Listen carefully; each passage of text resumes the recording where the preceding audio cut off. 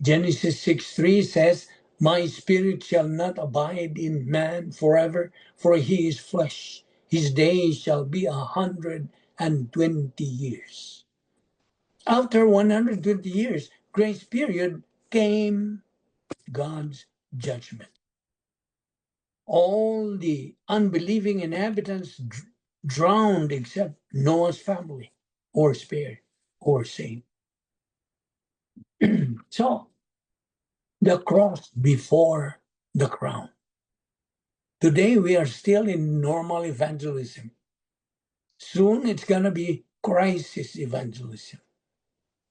Quote, and you can write that down in your notes, on the book of Amos, chapter 8, verse 11, that there will be a time, says the Lord, that he will send a famine and thirst through the land.